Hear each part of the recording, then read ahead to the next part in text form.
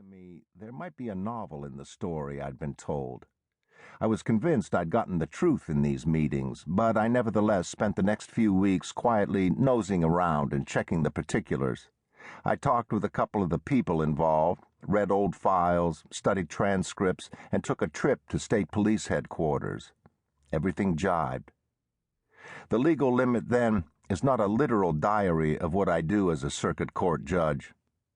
It's not quite the undertaking that has been suggested to me, but it is at its core a reasonably accurate account of lives and happenings I discovered only because of my job and wouldn't have come across otherwise. In terms of perspective and the angles I see from where I sit, this story should also give folks a taste of how it feels to make hard decisions. Stick them in a lonely black robe and situate them so they can understand how the correct answer, the right ruling, sometimes brings along its own tricks and complications. That having been said, this book is done as fiction. I cut several scenes from whole cloth. Portions of dialogue are an educated guess as to the actual conversations, and names are tweaked or rearranged in places, although my friends here in Stewart, Virginia won't have any problem deciphering who's who. A few parts are inverted, sort of written backward. Much of the small detail, however, is reproduced exactly with only a minimum of writer's gloss. I was amazed by what people could recall 2 decades removed from events.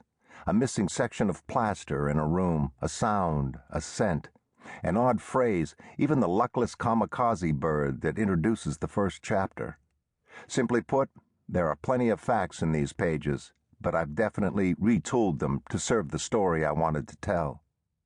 Finally, I suspect many people will find my choices in this matter troubling and disagree with how I determined to finish things, since my attempt at an act of conscience arguably doesn't square with the familiar black and white dictates of the law. Perhaps I made a mistake. Still, my predecessor on the bench, Frank Richardson, once advised me that a smart judge always has a little juju up his sleeve, even if the rules don't contemplate it and the parties don't see it coming. Every now and then, you're entitled to play the wild card, was how he explained it. Justice can occasionally be a fickle, blind bitch, and somebody has to keep her honest. Part 2, Chapter 1. The shooting came in October 1984. Abrupt and rash, a quicksilver bang. The day it happened, Mason Hunt had spent most of his morning settled into the Afghan-covered recliner at his mother's house, watching a nondescript black and brown and white thrush fly against the big den window again and again as it tried to punch through the glass, the bird evidently sickly or a bona fide lunatic, remaining behind while its kin abandoned Virginia and migrated farther south. Despite the suicidal thumps and flutters that gained it nothing and left it pitifully outside its hope, the misguided bird never learned a lesson or gave up on its headlong, full-steam shortcut to sanctuary. Never stopped. Kept at the foolishness for hours. Mason was home from his final year of law school, visiting his mother and enjoying her flapjacks and rich casseroles for a weekend, waiting for his older brother Gates to arrive so they could saw up a maple tree that had blown over in the front yard and stack it into winter firewood.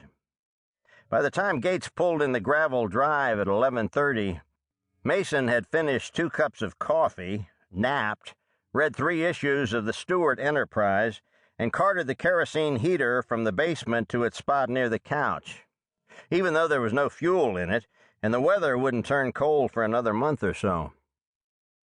Soon after he heard Gates cut his Corvette's ignition, Mason noticed that the bird had quit its sallies and was stuck in a holly bush next to the window, one wing draped across a run of green, prickly leaves, its beak gapped, its head listing and its feet dangling, unable to take hold of anything.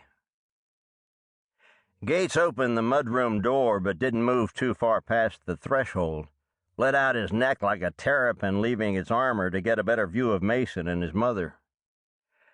"Hello, Mama," he said in a voice a few notches above normal.